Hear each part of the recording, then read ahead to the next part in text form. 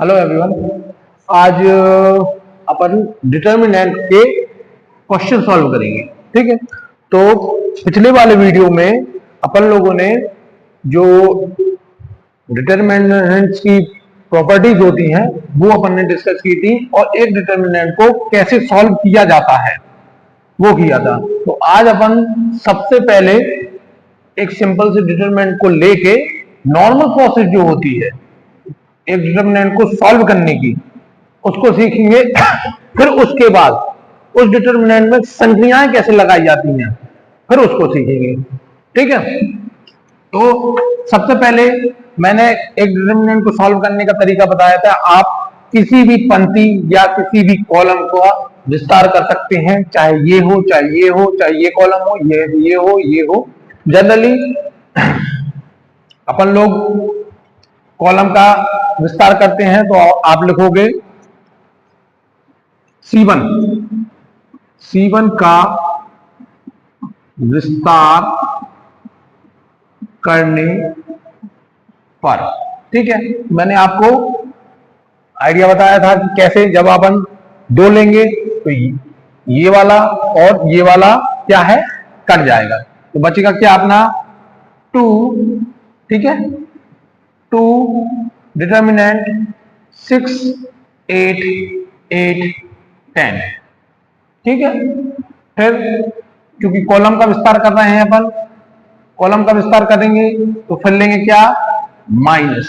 मैंने बताया था आपको जब भी यहां पे करना है तो यहां माइनस आएगा बीच में, ये लेंगे तो ये कट जाएगा, ये कट जाएगा, बचेगा क्या 4 6 8 10। फिर प्लस 6, फिर जब 6 लेंगे तो ये कट जाएगा और ये कट जाएगा, तो बचेगा क्या 4 6 6 8। ठीक है, तो ये नॉर्मल एक मैट्रिक्स को सॉल्व करने की प्रोसेस है। ठीक है, अब इसको सॉल्व करेंगे अपन, पूरा स्टेप बाय स्टेप चलेंगे, कोई भी स्टेप स्किप नहीं करेंगे। मैंने 2x2 के मैट्रिक्स को सॉल्व कर सॉरी 2x2 की डिटरमिनेंट को सॉल्व करने का फॉर्मूला बताया था आपको, इससे इससे इससे इसका। ठीक है, तो 6 इंटू 10 माइनस 8 इंटू 8 माइनस 4, फिर 4 into 10 minus 6 into 8 plus 6 4 into 8 minus 6 into 6। ठीक, तो आगे बढ़ते हैं अपन, आगे बढ़ते हैं तो इसका गुणा करेंगे, यह हो जाएगा 60, ये हो जाएगा 48 माइनस 4, ये हो जाएगा 40, ये हो जाएगा 60, 48 प्लस 6 ये हो जाएगा 8 को 32 माइनस 6 36। ठीक, ये हो जाएगा। अब इसको सॉल्व करेंगे, 36 में से 48 जाएंगे तो बचेंगे 12 माइनस 4, इसमें बचेंगे माइनस 8। माइनस की संख्या बड़ी है, ये छोटी है, तो बड़े में से छोटा जाएगा तो क्या आएगा माइनस का 6, इसमें से माइनस के 4 क्या आएंगे, माइनस के 4। ठीक है, अब 12 दूनी 24 माइनस 4 दो माइनस माइनस का गुणा होगा तो प्लस की हो जाएंगे, प्लस के कितने हो जाएंगे 8 चौको 32 प्लस माइनस हो जाएगा 6 चौको 24। ठीक है, ये यहां तक समझ में आया आप लोगों को?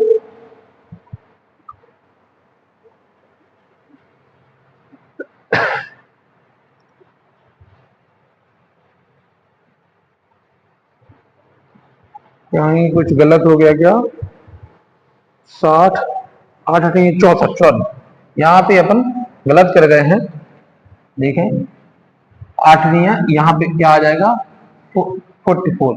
अब चूंकि 44 माइनस का है तो माइनस का 4 आएगा।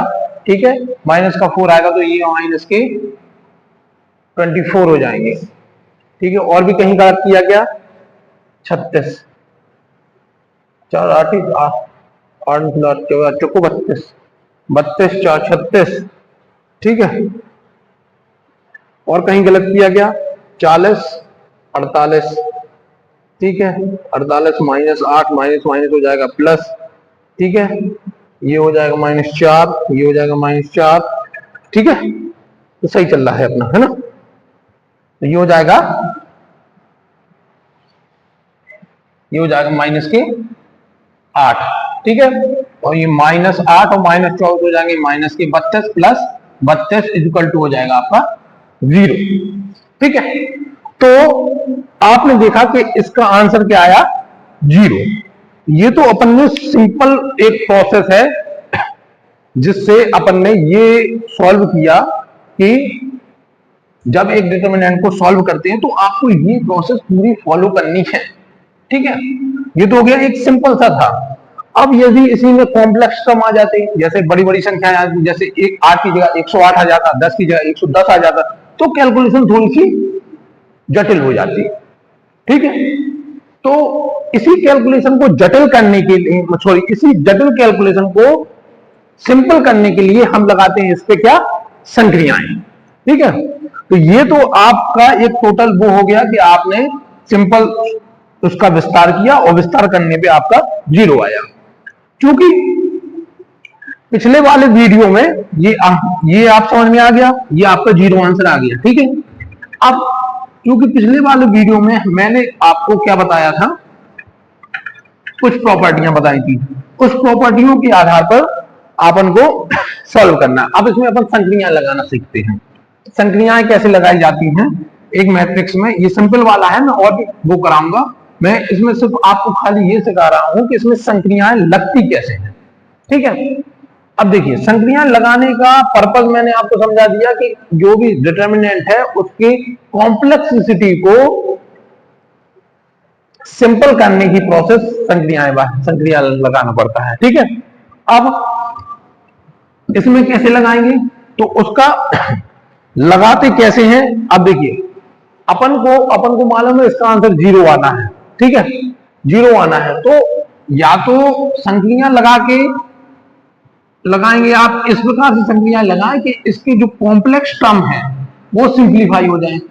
जैसे 0, कोशिश ये करते हैं कि अपन एक ही पद का विस्तार करना पड़े, जैसे अपन इसका विस्तार करना है तो कोशिश करते हैं कि इसमें 0 बन जाए, या फिर 2 कॉलम एक जैसे हो जाए, जो आपकी प्रॉपर्टी है, अब मैंने ऑलरेडी आपसे बताया हुआ है। तो अपन इसमें ऐसा क्या करेंगे कि इसका आंसर डायरेक्ट 0 आ जाएगा।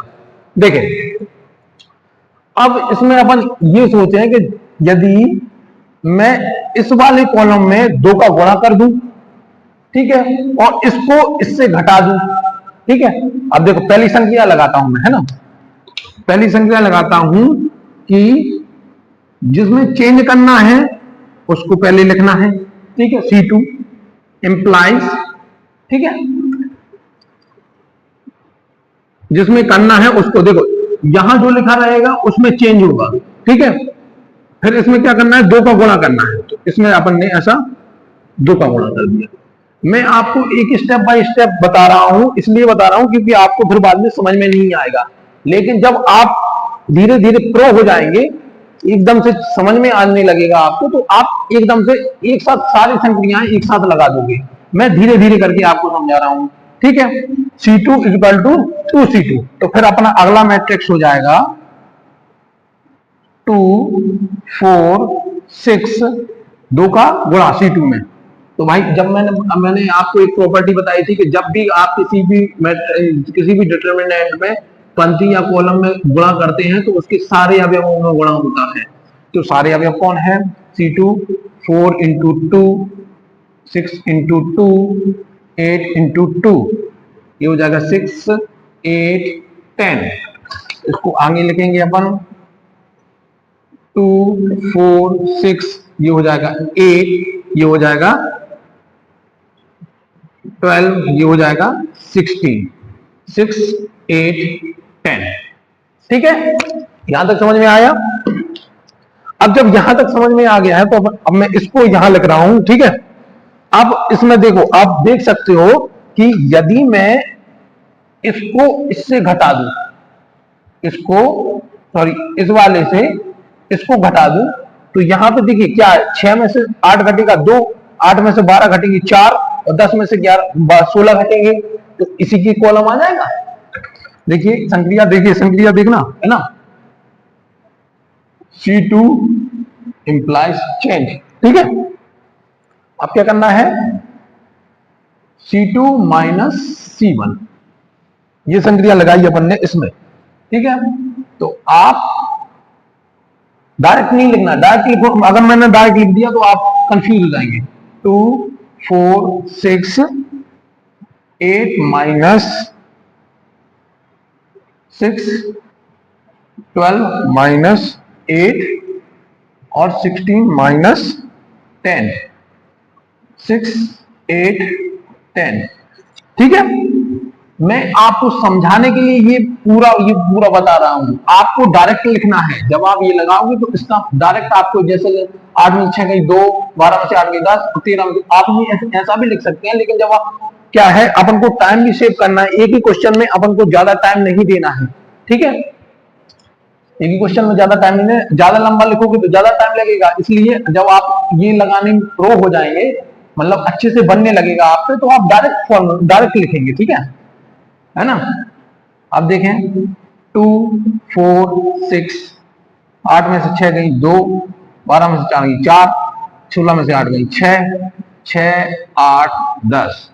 अब आप डिटर्मिनेंट की वो प्रॉपर्टी याद कीजिए, जब मैंने बोला था किसी भी डिटर्मिनेंट में उसके दो पंक्ति या दो कॉलम समान हो तो उस डिटर्मिनेंट की वैल्यू क्या हो जाती है, 0। दिस और दिस आर सेम, तो वैल्यू हो जाएगी 0। तो इसमें आपने देखा होगा, इसमें 5 स्टेप में आपका होगा। 5 स्टेप वो आपको इसलिए दिख रहे हैं क्योंकि मैंने आपको गुणा करके भी बताया और घटा के भी बताया है। ठीक है, इसलिए आपको लग रहा है कि थोड़ा सा बड़ा है ना। तो बिल्कुल सिंपल सी प्रोसेस है, ये संक्रियाएं लगाने की प्रोसेस मैंने आपको बताई है। संक्रियाओं लगाने से क्या हो जाती है, जो आपकी डिटरमिनेंट को सॉल्व करने की विधि है वो थोड़ा सा रिड्यूस्ड हो जाती है। ठीक है, तो इस प्रकार से आप इसको सॉल्व कर सकते हैं। ठीक है ना। तो इसी प्रकार से ये तो आपका ये क्वेश्चन हो गया। ठीक है, अपन अब सेम क्वेश्चन एक आपकी जो मैं पिछले साल के पेपर्स देख रहा था, उसमें मैंने आपके लिए एक क्वेश्चन निकाला है। देखिए, ये वाला क्वेश्चन आप सॉल्व करेंगे, आप अपनी प्रैक्टिस के लिए रख लीजिए। ठीक है, देखें, 7 4 5 9 1 5 79 41 और 55। ठीक है, तो ये भी सेम वही है, इसका भी मान आप 0, आप यदि इसको सॉल्व करेंगे, देखिए बड़े बड़े टर्म है, यदि आप इसको सॉल्व करें तो आपकी जो नॉर्मल प्रोसेस है वो तो हो जाएगी, वो तो बिल्कुल सही जाएगा, आपका आंसर 0 ही आएगा। लेकिन संक्रिया लगाने के बाद आपका ये 3 स्टेप में ये प्रोसेस पूरी खत्म हो जाएगी। 3 स्टेप में मैं आपको ये सॉल्व करके भी बता देता हूं। ठीक है, देखिए ये आया हुआ क्वेश्चन है, आपके आरजीपी एग्जाम में आया हुआ क्वेश्चन है। ठीक है, 3 मार्क्स का क्वेश्चन है और 3 स्टेप्स में खेल खत्म था इसका। देखें, है ना। अब अपन को देखना कैसा करना है इसमें। यदि ये दिख रहा है आपको, यदि आप इसमें 10 का गुणा कर दे इस कॉलम में, ठीक है, 10 का गुणा इस कॉलम में कर दे, ठीक है, और इसको जोड़ दे तो काम हो जाएगा। तो डायरेक्ट आपको पता है क्या, जब आप प्रो हो जाएंगे तो आप डायरेक्ट सीधा ऐसे लिखेंगे। चेंज किसमें करना है, C1 में, C1 में चेंज करना है। C1 लिखेंगे 10 इंटू C1, 10 का गुणा करा C1 में, माइनस सॉरी प्लस C2। ये समझ में आया, 10 का गुणा C1 में करना है और C1 को जोड़ देना है। ठीक है, तो एक बार मैं थोड़ा डिटेल में लिखे दे रहा हूं, बाकी 3 स्टेप में इसका आंसर आ जाएगा। 7 इंटू 10, 4 इंटू 10, 5 इंटू 10, ठीक है, 9 1 अब चूंकि प्लस भी लिखना पड़ेगा आपको, +9 +1 +5 9 1 5 79 41 55। ठीक, ये सारी चीजें हैं। अब इसको आप सॉल्व करो, इसको सॉल्व करोगे आप तो ये आ जाएगा आपका 79, ये आ जाएगा आपका 41, ये आ जाएगा 55 9 1 5 79 41 55। दो कॉलम बराबर है तो वैल्यू क्या हो जाएगी? 0। ठीक है, तो ये संख्याएं लगाने का फायदा है आपका। ठीक है, तो इस प्रकार से आते हैं। यदि आप इसको नॉर्मल जैसे सिंपल मैंने पहले सॉल्व किया था, यदि आप वैसे सॉल्व करते तो आपकी प्रोसेस बहुत जटिल हो जाती, क्योंकि इसमें ये है। अब क्योंकि दिक्कत ये नहीं है, ये ऐसे वाले क्वेश्चन रहेंगे तो आप उसको कैलकुलेटर से सॉल्व कर सकते हो। आप बोलोगे सर हमारे पास कैलकुलेटर है तो हम तो कैलकुलेटर से सॉल्व कर लेंगे। ठीक है, बिल्कुल सही बात है, आप बिल्कुल कैलकुलेटर से सॉल्व कर सकते हो। लेकिन क्वेश्चन एक्चुअली ये नहीं आते हैं, क्वेश्चन आते हैं इस प्रकार से। देखिए क्वेश्चन आते हैं ये वाले।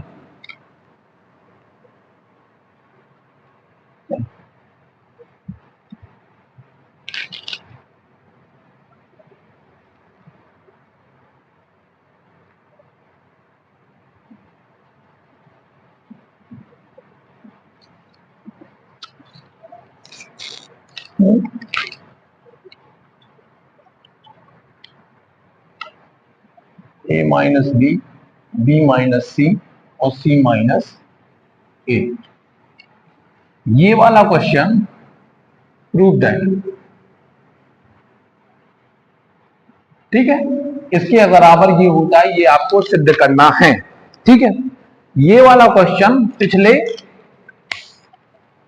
2012 से मैं क्वेश्चन ये देख रहा हूं। ये डिटर्मिनेंट में, जब भी डिटर्मिनेंट का आपका सिलेबस में आता है तो ये वाला क्वेश्चन आपको मिलेगा ही मिलेगा। इसको ये लोग इसको ऐसे भी पूछ लेते हैं, अलग अलग टाइप से पूछते हैं। इसको इस प्रकार से पूछते हैं 1 1 1 a b c a square, sorry a b c b square C square, इस प्रकार से भी पूछ लेते हैं। ठीक है, तो मैंने आपको एक प्रॉपर्टी बताई थी कि यदि किसी कॉलम को रो से परिवर्तित कर दिया जाए या किसी रो को कॉलम से परिवर्तित कर दिया जाए तो उसके सारणिक के मान में कुछ भी चेंज नहीं आता है। सेम दिस, सेम है ना, कोई चेंज नहीं आएगा, मान यही आएगा। ठीक है, तो पिछले 15 सालों में ये क्वेश्चन लगातार आ रहा है। यदि डिटरमिनेंट आता है तो ये क्वेश्चन डेफिनेटली आएगा ही आएगा।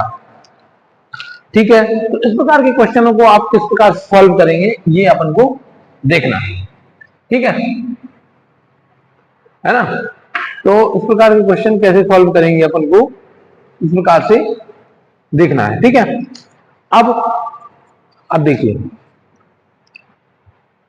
अब देखिए संख्या वाला होता तो अपन देख लेते कि भैया दो कॉलम बराबर कर दो, आंसर आ जाएगा, या फिर हम इसको सॉल्व कर लेंगे 1 1 1 2 2। लेकिन जब अब इसको सॉल्व करने जाओगे तो इसमें आपकी क्वाड्रेटिक क्वेश्चन बन जाएंगी। ठीक है, जिसको सॉल्व कर पाना थोड़ा सा कठिन होता है, क्योंकि कैलकुलेटर होगा आपके पास तो उस पर सॉल्व कर लोगे आप। लेकिन क्या है, कैलकुलेटर भी चर पदों के लिए होता है, अचर पदों का कैसे आएगा, है ना। ठीक है, तो इसको सॉल्व करने के लिए आपको संक्रियाओं पर ही जाना पड़ेगा। ठीक है, संक्रियाओं पर कैसे जाते हैं, अब ऐसे वाले क्वेश्चन में आप कैसे संक्रियाएं लगाएंगे आपको ये थोड़ा सा देखना पड़ेगा। तो ऐसे वाले कॉलम में जब भी आप ये ऐसा देखें तो इसमें आप ये देखें कि मिनिमम मतलब कहां पे जीरो बन रहा है, जीरो बना लें आप, जैसे भी कैसे भी करके आपको जीरो बनाना है, क्योंकि बहुत इंपॉर्टेंट क्वेश्चन है, इसलिए मैं खुद सॉल्व कराऊंगा इसको। ठीक है, ये दोनों बराबर होते हैं, है ना। तो देखें आप, यदि मैं इसको इससे माइनस कर दूंगा, इसको इससे माइनस कर दूंगा, देखिए अब चूंकि आपने समझ लिया कि संक्रियाएं कैसे लगती हैं, तो मैं डायरेक्ट दो संक्रियाएं इकट्ठी लगा रहा हूं। ठीक है, जैसे कैसे R1 टेंस टू R1 में चेंज होगा, ठीक है, R1 माइनस R2, ठीक। इसी प्रकार से R2 में चेंज होगा R2 minus R3, column sorry रो में लगा रहा हूं, ठीक है। अब मैं डायरेक्ट लिखूंगा, आपको पता है क्या होता है। चलो आपके लिए एक स्टेप थोड़ा सा छोटा लेके दे रहा हूं मैं, ठीक है। यहां इस पे चेंज होना है तो 1 माइनस 1, इसका इसमें माइनस हो जाएगा, ये इसमें घटेगा तो क्या हो जाएगा a माइनस बी, ठीक है। ये इससे घटेगा तो क्या हो जाएगा a square minus B square, ठीक। अब इसी प्रकार से 1 माइनस 1, ये इससे घटेगा तो क्या हो जाएगा b माइनस सी, ये इससे घटेगा तो क्या हो जाएगा B square minus C square, ठीक है। इसमें कोई चेंज नहीं आएगा, ठीक है, समझ में आ गया। अब जब ये समझ में आ गया तो आप लिख सकते हैं 1 बाई 1 0 0, 1 माइनस 1 0, ये 1, a माइनस बी आ जाएगा यहाँ पे, यहाँ आ जाएगा a square minus B square, b minus C, C ये हो जाएगा B square minus C square, सी स्क्वायर, ठीक है। ये इतना समझ में आया। इतने समझ में आ जाने के बाद अब आपको यहाँ पे दिख रहा होगा कि यदि मैं इसको ए स्क्वायर बी स्क्वायर है, इसका फॉर्मूला होता है ए स्क्वायर माइनस बी स्क्वायर बराबर होता है ए माइनस बी और ए प्लस बी, ठीक है, ए माइनस बी और ए प्लस बी। यदि मैं इसकी जगह ये लिख दूं तो क्या हो जाएगा, देखें आप, यहाँ 0 है, यहाँ 0 है, यहाँ 1 है, ये हो जाएगा a माइनस बी, ये हो जाएगा b माइनस सी, ये हो जाएगा c, ये हो जाएगा a minus b into b a plus b, ये हो जाएगा। इसी प्रकार से ये हो जाएगा b minus C B plus C, ये क्या है सी स्क्वायर, ठीक है। अब मैंने आपको बताया था जब भी कुछ कॉमन लेना है तो डिटर्मिनेंट से पूरी रो से कॉमन आएगा या पूरे कॉलम से कॉमन आएगा। तो यदि इससे देखिए थोड़ा सा वो हो गया था, अब जब इसको अपन इसमें से ये कॉमन लेंगे तो क्या आएगा, यहाँ पे क्या आ जाएगा 0 0 1, क्या आ जाएगा इसमें कॉमन a माइनस बी और b माइनस सी, ये कॉमन लेंगे, ठीक है। ये कॉमन लेंगे तो यहां पे बचेगा 1 1 सी, है ना, यहां पे बचेगा a प्लस बी और यहां पे बचेगा b प्लस सी, यहां पे बचेगा सी स्क्वायर, ठीक है। इस प्रकार से ये बच जाएगा आपका, तो ये बच जाएगा। अब इसको सॉल्व करेंगे आप a माइनस बी और b माइनस सी, अब इस c1 की इसका विस्तार करेंगे तो C1 का विस्तार करेंगे तो बड़ा कोष्टक, फिर 0 प्लस क्या बचेगा, इसका विस्तार कर रहे हैं तो ये चला गया, ये चला गया, बना बचा क्या 1 b प्लस सी सी सी स्क्वायर माइनस 0, इसका विस्तार करेंगे तो क्या बचेगा 1 प्लस a प्लस बी और सी सी स्क्वायर, ठीक है। फिर जब इसका विस्तार करेंगे तो ये चला गया तो प्लस 1, ये बचेगा क्या 1 1 ए प्लस बी और b प्लस सी, ठीक है, ये बचेगा। अब जब आप इसको डायरेक्ट गुणा, जब आप ये सवाल सॉल्व करने में बिल्कुल एकदम प्रो हो जाएंगे तब इसको आप डायरेक्ट 0 लिख देंगे। मैंने आपको इसका विस्तार करके बताया कैसा है, ठीक है। तो a माइनस बी माइनस सी, ये इसका हो जाएगा 0, है ना, और इसका हो जाएगा 0 प्लस 1, इसका हो जाएगा 1 1 a प्लस बी और b प्लस सी, ठीक है। तो इस प्रकार से आप सॉल्व कर सकते हैं। अब इसको सॉल्व कर लें आप, a माइनस बी और b माइनस सी, ये तो 0 0 हो गया, 0 0 हो गया, 1 हो गया। अब इसका सॉल्व करेंगे 1 इंटू बी प्लस सी, इसका इसमें करेंगे माइनस ए। अब इसमें देखिए माइनस कोष्टक लगा रहे हैं 1 प्लस बी, ठीक है ना, ये मंझला कोष्ठक कहलाता है ऐसा, ठीक है। अब इसका अंदर वो होगा ए माइनस बी, बी माइनस सी, देखिए मंझला छोटे कोष्ठक लगा लो आप, तो ये हो जाएगा b प्लस सी, माइनस का अंदर गुणा होगा माइनस ए माइनस बी, ठीक है। तो b से b कट जाएगा, तो बचेगा यहाँ पे a minus B, b minus C और c माइनस ए। यही आपको प्रूफ करना था, ठीक है। तो इस प्रकार से आपको अब जो भी प्रॉब्लम आती है आपकी डिटर्मिनेंट की, वो प्रॉब्लम आपको इस प्रकार से इसमें सॉल्व करना है, ठीक है। तो ऐसी कई सारी प्रॉब्लम्स हैं जो आपको बुक्स, आप जो भी बुक रेफर करते हो या जो भी क्यूबी रेफर करते हो, तो उससे आप पे आराम से अब ये प्रॉब्लम सॉल्व करते हुए बन जाएगी, ठीक है। एक प्रॉब्लम और आती है इसमें एक्स का मान निकालने वाली, तो उसके अपन अगले पार्ट में, अब जो उसका लास्ट पार्ट आएगा डिटरमिनेंट का, तो उसके अगले पार्ट में अपन 2-3 वो वाली एक्स के मान निकालने वाली प्रॉब्लम सॉल्व कर लेंगे, तो इससे अपना डिटरमिनेंट खत्म हो जाएगा। आप उससे आपको ये समझ में आया होगा, और मेरे ख्याल से आपको संख्याएं लगानी भी बनने लगी होगी, ठीक है। तो इसमें आप आराम से सॉल्व कर सकते हैं, ठीक है। तो आज के लिए इतना ही, अब मिलते हैं अपन अगले वीडियो में। धन्यवाद।